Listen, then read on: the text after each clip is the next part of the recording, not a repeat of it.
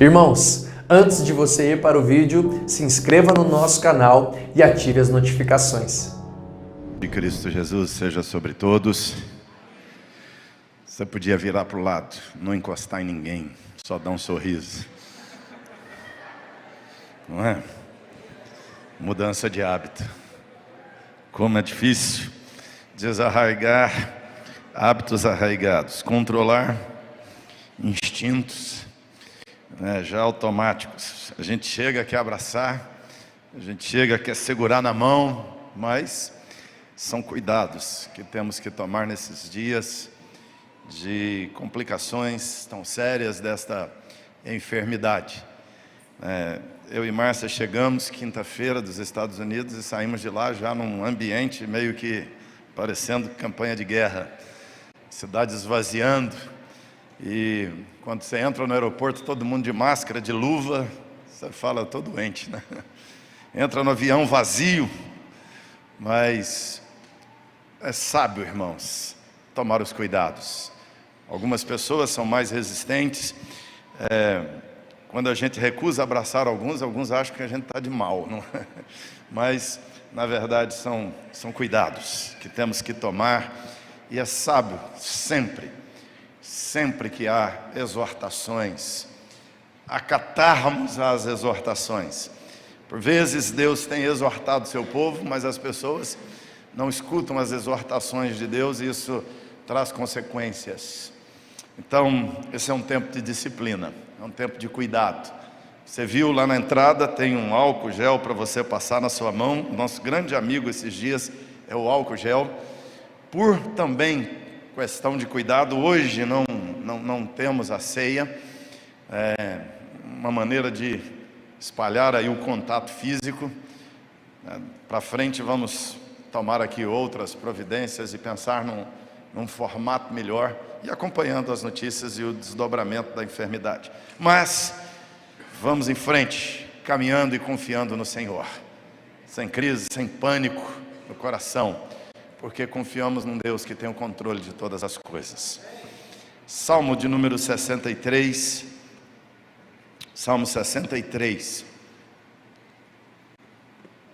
Hoje, conforme anunciamos aos irmãos, nós teremos aqui o culto. Após encerrar, não teremos as nossas classes de escola bíblica, em função do confinamento num ambiente menor de uma quantidade de pessoas, e seguindo essas diretrizes dos nossos órgãos, que têm orientado suspender aulas nas escolas até mesmo. Então nós também, hoje não teremos as nossas classes de escola bíblica, até domingo que vem, continuando nesse formato, nós vamos disponibilizar algumas aulas online para os irmãos, e aí o que você ouve na escola bíblica, você vai poder ouvir em casa, tá certo? Mas vamos orando. É tempo de algo assim trágico, sempre é tempo de oração, sempre é tempo de buscar Deus, e que Deus fale com a humanidade, que a humanidade precisa ouvir nesses dias. Davi vive um momento de crise muito complicada na sua vida, e o Salmo 63, ele escreve num ambiente crítico. Se você olhar aí, tem um título no Salmo que é Salmo de Davi, quando no deserto de Judá. Quando ele está num deserto da Judéia, é que ele compõe esse salmo.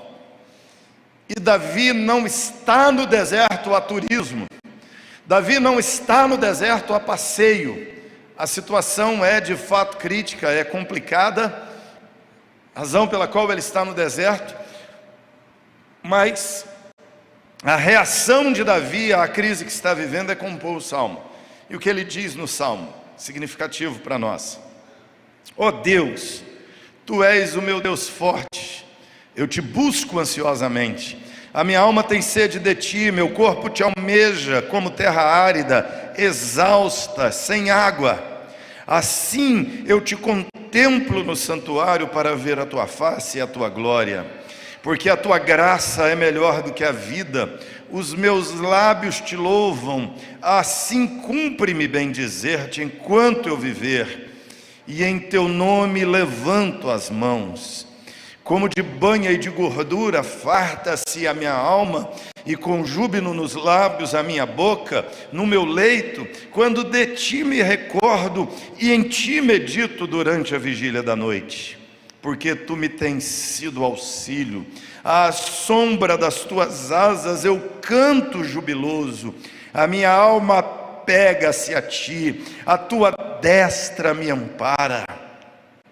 Porém, os que me procuram a vida para a destruir, abismar-se-ão nas profundezas da terra, serão entregues ao poder da espada, e virão a ser pasto de chacais. O rei, porém, se alegra em Deus. Vamos juntos esse versículo? O rei, porém, se alegra em Deus. Quem por ele jura, gloriar-se-á, pois se tapará a boca dos que proferem mentira. O rei, porém, se alegra em Deus. Que teu Espírito Santo nos ajude a entender o que lemos e nos ajude a aplicar com eficiência o que lemos, para assimilar os conceitos e as atitudes, as boas práticas de vida que o Salmo traz e nos ensina, Pai. Ajuda-nos. Oh Deus, ajuda-nos nesse instante em nome de Jesus. Amém. Davi compõe esse salmo, como disse aos irmãos, num momento de caminhada, de jornada no deserto. A pergunta é: por que Davi está no deserto? Se você olhar a história de Davi, ele se casou com uma mulher chamada Mical, que era filha do rei Saul, mas quando Saul resolve persegui-lo, Saul lhe tira a esposa, a casa com outro homem. Davi peregrina durante alguns anos, foragido de Saul, seu sogro, e nesse tempo ele se casa com uma outra mulher chamada Maaca, se casa com uma outra mulher chamada Ragite, e se casa com uma terceira mulher chamada Abigail. Talvez Davi tenha se casado com 3 mulheres por causa de uma espécie de compensação por ter perdido sua esposa. Ele fica meio descompensado emocionalmente, e aí casa com uma, casa com outra. Mais tarde ele se casa com Ainoã, depois se casa com uma outra mulher chamada Eglá, e quando ele recupera o trono, ainda toma a Mical de volta. Já havia casado também com uma outra mulher chamada Ragite. E como se isso tudo não bastasse, Davi ainda adulterou com Batseba, e com a morte de Urias, provocada por Davi, ele se casa com ela também. E com essas 8 esposas ele tem 19 filhos. E desses 19 filhos, um dos filhos chama-se Absalão, e ele tem uma irmã chamada Tamar, e um meio-irmão chamado Aminon. Esse meio-irmão chamado Aminon, filho de outra mãe, se apaixona por Tamar, quer possuir Tamar, ela não permite, ele então a força e a estupra, e depois de estuprá-la, ele a joga na rua, e ela rasga a roupa e desfila pelas ruas da cidade com a roupa rasgada, e todo mundo sabe que significa que a princesa foi estuprada, e estuprada pelo próprio príncipe. O escândalo na família real. Davi não toma nenhuma medida séria diante do que Aminon faz, e Absalão, tomado de ira porque sua irmã foi violentada, ele manda matar o seu irmão Aminon. É mandado para uma cidade refúgio, uma espécie de penitenciária daqueles dias. Fica alguns anos isolado por lá, até que Absalão volta para Jerusalém, volta para a cidade de Davi. O pai não o recebe a princípio, até que mais tarde, depois de muita resistência, o pai o recebe. Mas o dia que o pai o recebe, Davi é tão frio com Absalão, que o ódio explode no coração de Absalão, e ele resolve começar uma campanha política contra o pai. Ele fica à porta do palácio, Todo mundo que vem para uma consulta com o rei, ele abraça, cumprimenta, beija aquelas pessoas e pergunta para elas: o que você veio fazer no palácio? Eles dizem: eu tenho uma audiência com o rei para fazer uma petição. Absalão diz: o rei não vai te ajudar, o rei não vai te atender, fala comigo que eu vou resolver o seu problema.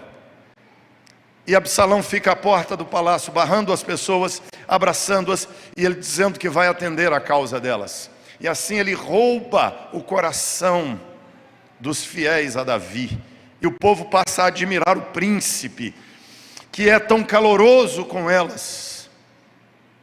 Consequência disso, vários soldados aderem, aqueles que estão aborrecidos com Davi, aderem a Absalão, e Absalão então arma um golpe de estado, e ele depõe o pai do trono, se assenta no trono de Davi. Davi tem que sair da cidade real, tem que abandonar o palácio, e para não ser morto pelo filho e pelos soldados que acompanharam seu filho, pelos seus comandantes que o traíram e se alinharam ao seu filho, Davi foge para o deserto.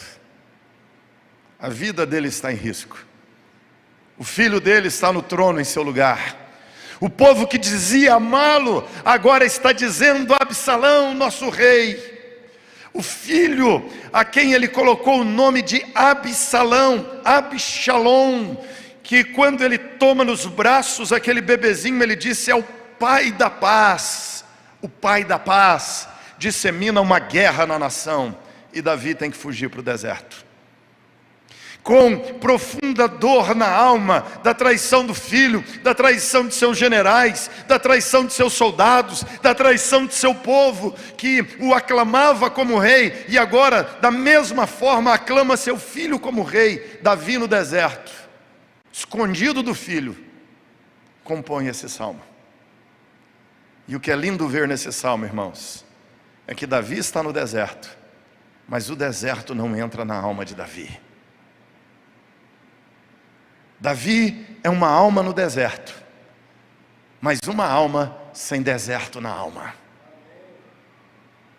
O deserto não toma a alma, não toma o coração de Davi. O coração dele não está árido, não está revoltado, o coração dele não está desesperado. Há uma grande crise instalada na nação, há um golpe de estado em andamento, mas a alma de Davi está tranquila e segura. Alma no deserto, sem deserto na alma. Isso é precioso demais. Você consegue trilhar desertos sem que o deserto tome seu coração? Sem que o deserto faça a sua fé sucumbir, faça seu coração afundar?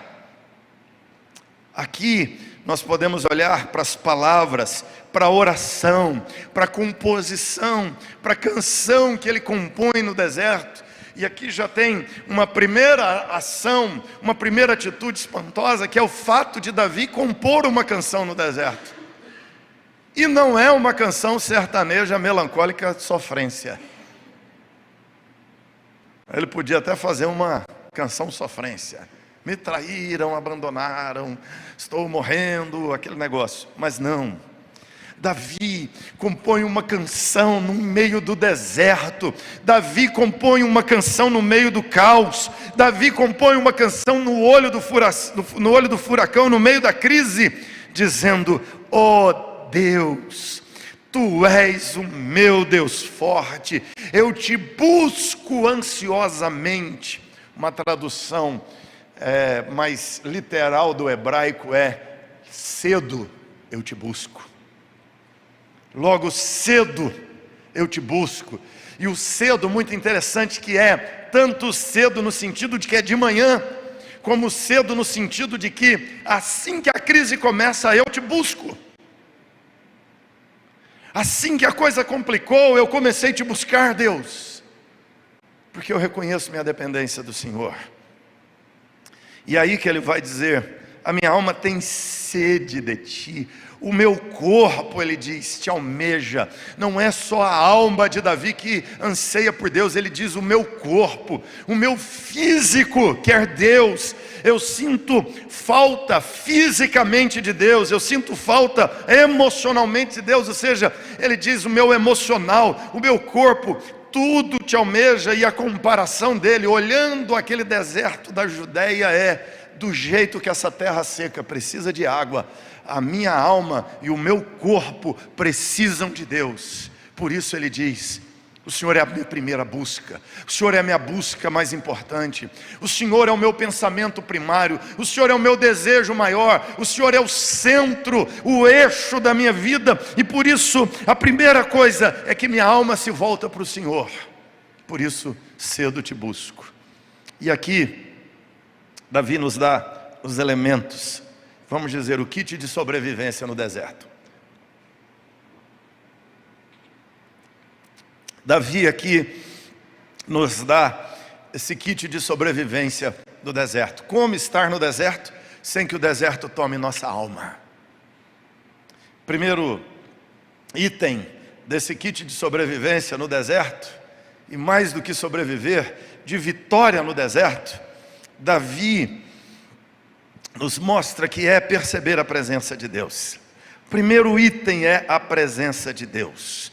Ele está no deserto, mas ele entende que ainda que o deserto seja ausência de pessoas, ainda que o deserto seja ausência de água, ainda que o deserto seja ausência de chuva, seja ausência de abundância de comida, ainda que o deserto signifique um lugar de solidão, ele percebe: Deus está presente com ele.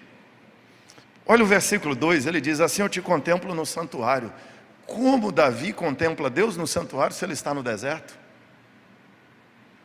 É porque Davi percebe que o santuário de Deus não é Jerusalém, não é a cidade de Davi, não é a tenda do tabernáculo. É que Davi percebe que o santuário de Deus é o lugar aonde nós estamos, que quando estamos no deserto, o Senhor está conosco. Talvez Davi aqui está lembrando das palavras do Salmo 23: ainda que eu ande pelo vale da sombra da morte, não temerei mal algum. Por quê?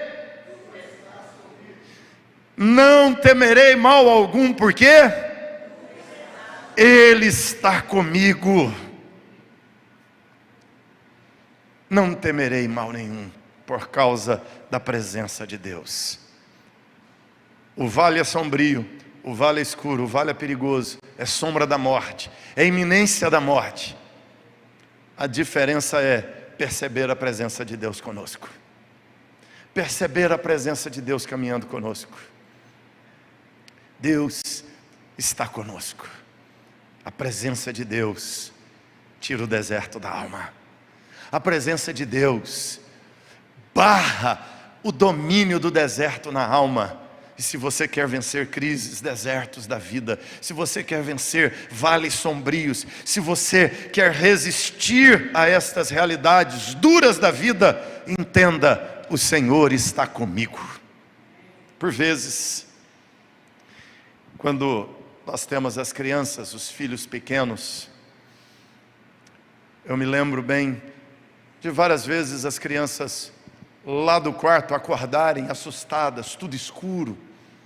Às vezes uma chuva forte, trovões fazendo o chão balançar, a luz acaba, tudo escuro, ambiente sombrio, assustador, relâmpago forte.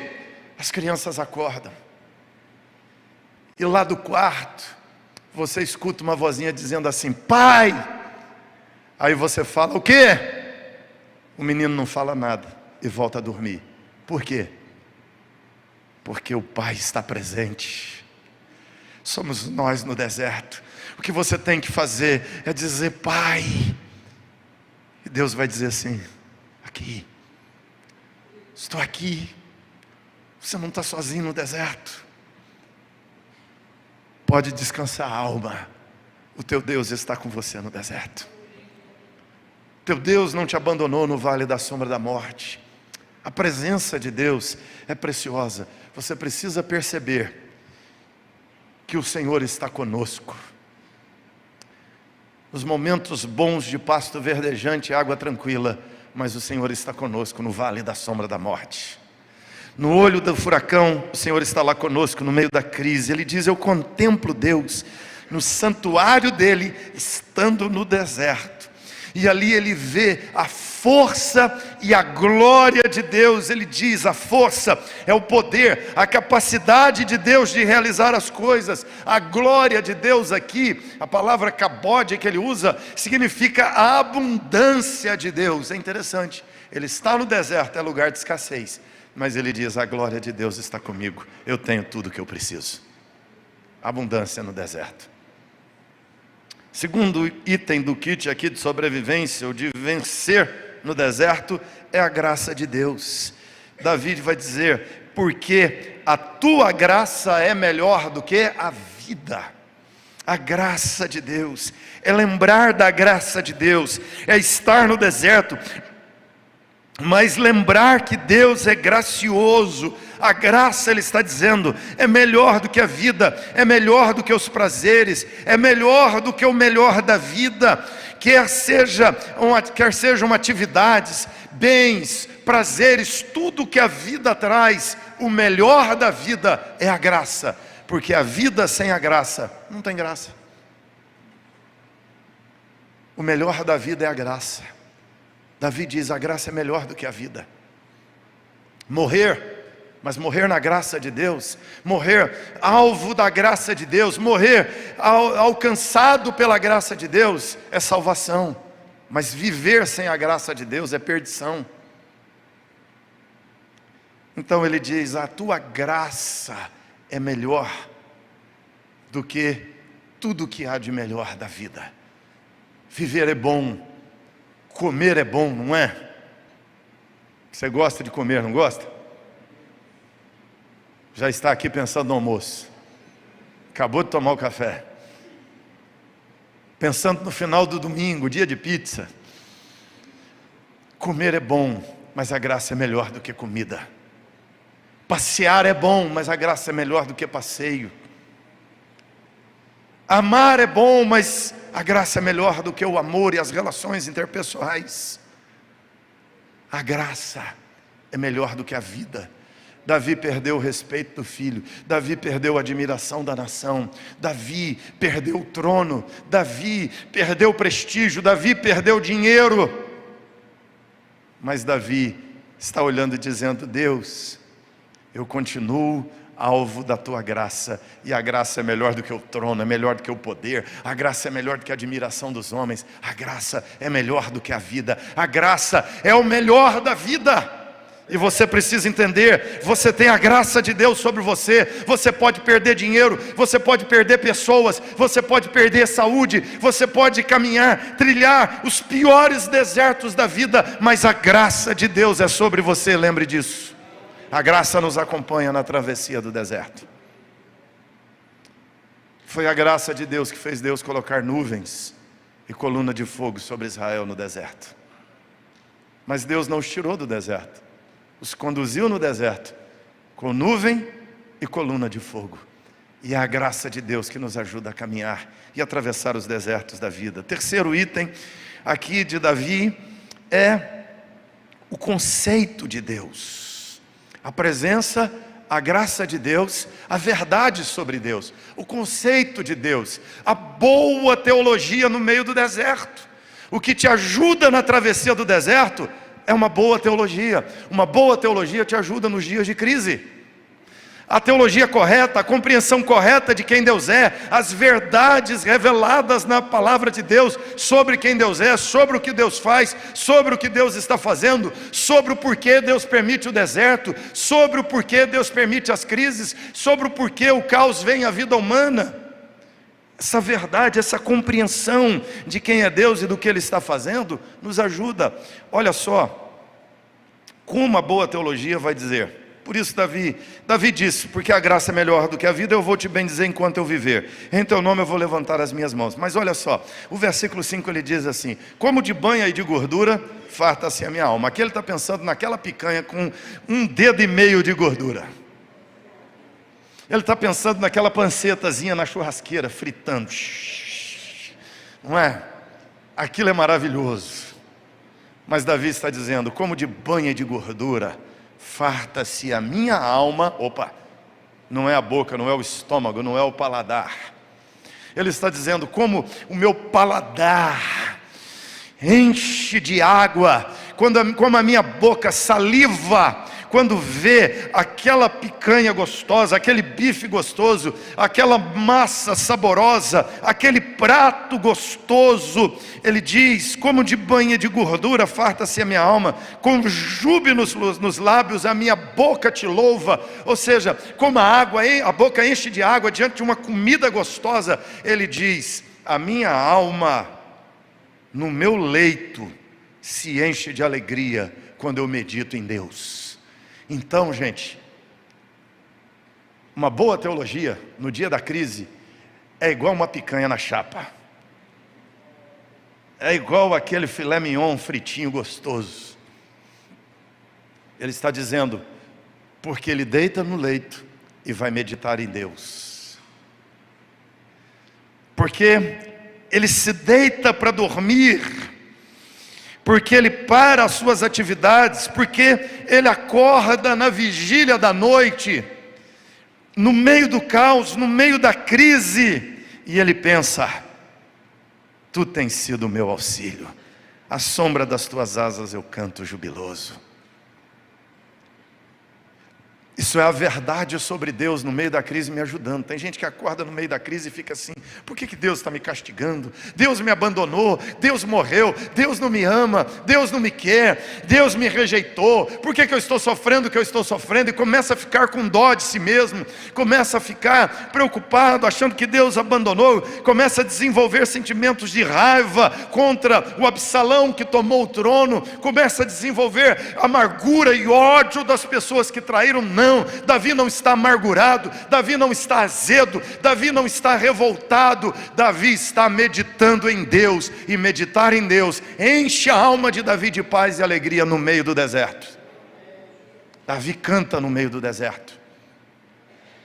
Ele diz, canto jubiloso. Eu imagino a turma que acompanhou Davi, olhava para o Davi assim, cantando lá no meio do deserto, traído, perdido do trono, sem dinheiro, e pensava assim, isso é uma compensação, ou uma descompensação psicológica, né? Ele está cantando, como diz o ditado, quem canta seus males espanta. Não, Davi não está cantando para espantar males, Davi está cantando a verdade sobre Deus. O Senhor me tem sido auxílio, o Senhor me tem sido segurança, o Senhor segura, o Senhor sustenta, o Senhor não desampara, o Senhor não trai, o Senhor não mente, o Senhor já me visitou com a graça, o Senhor já me perdoou, eu errei, o que está acontecendo é culpa minha, negligência minha, mas a graça do Senhor me alcançou e me perdoa e me liberta. Então o que Davi tem no deserto não é culpa, não é revolta, não é medo, não é angústia, não é desespero, não é ansiedade. O que ele tem no deserto é paz e alegria. Já pensou atravessar o deserto assim? A alma no deserto, mas é uma alma sem deserto dentro de si, porque entende quem Deus é e o que Deus está fazendo. Eu sei que Deus sabe o que está acontecendo, e Ele sabe exatamente por que está acontecendo o que está acontecendo. Isso é a boa teologia, irmãos. Sempre, quando eu penso nessas coisas, eu me lembro da história do menininho no trem desgovernado descendo a montanha. Veio o aviso de que o trem havia perdido o freio. O trem está descendo desgovernado a montanha, e as pessoas gritando, desesperados, cada um fazendo o que sabia fazer de oração. E as pessoas, alguns quase que já infartando e morrendo antes do trem bater, não é? Aquele caos, gritaria, choro, pânico, pessoas agarradas e abraçadas, gritando e cada um fazendo o que sabia, algumas pessoas querendo pular do trem, e um menininho lá atrás, olhando a paisagem e assobiando uma canção.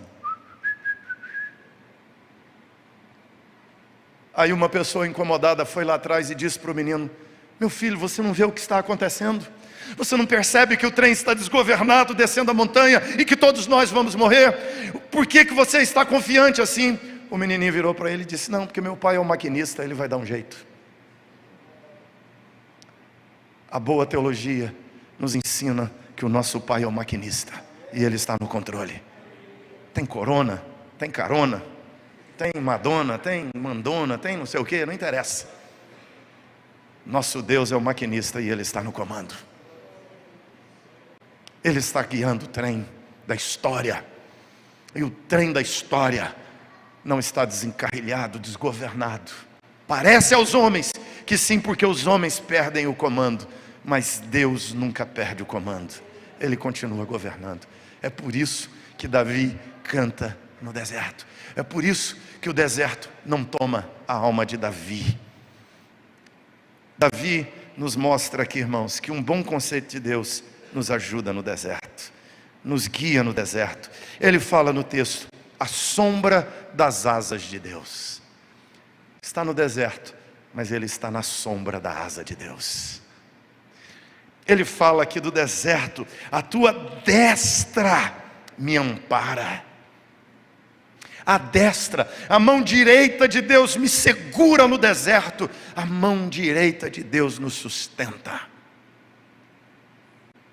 No leito da enfermidade, no meio do caos, na falência, na dor, no abandono, na traição, no golpe de estado, a destra de Deus está te segurando.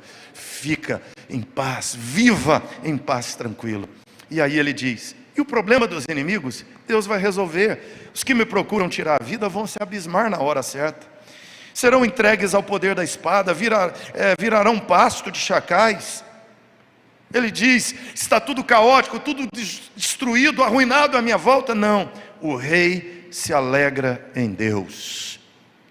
Quem por ele, por Deus jura, gloriar-se-á, porque Deus vai tapar a boca dos que proferem mentira. Se há golpes, se há armações, se há esquemas para prejudicar, nós nos gloriamos no nosso Deus que governa a história. Então a nossa alma seguirá em paz, confiante no Deus que nos sustenta.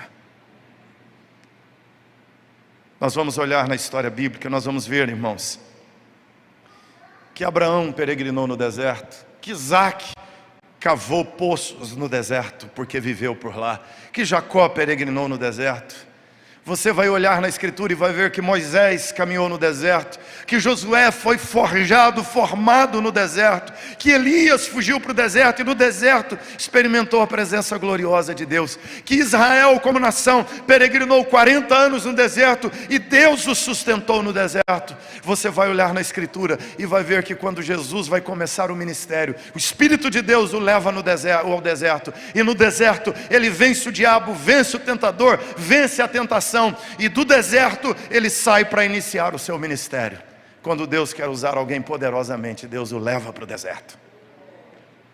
E o que Deus quer te ensinar é andar no deserto sem que o deserto entre na tua alma. Uma alma no deserto, mas sem deserto na alma, porque confio em Jesus, porque aprendi com Jesus, que caminhou no deserto e venceu o diabo, que estava no Getsemane, que virou um deserto existencial, mas ele diz: seja feita a tua vontade. Caminhe no deserto existencial, confiando no Deus que governa a história. Ele tem o comando da sua vida. Que a paz de Deus encha seu coração em nome de Jesus, que ela transborde na tua mente para a glória dele. Fecha seus olhos. Você está num deserto? Deserto por causa de problemas financeiros, familiares, saúde, corona, sei lá o quê? Que o deserto não entre na tua alma. Ajuda, Deus, quem está atravessando momentos difíceis aqui nessa manhã. Socorre, Deus, quem está atravessando momentos e lugares complicados, tensos. Que o Senhor os abençoe no nome precioso de Jesus, e os ajude a caminhar no deserto, sem que o deserto domine sua alma e coração e mente, em nome de Jesus, amém.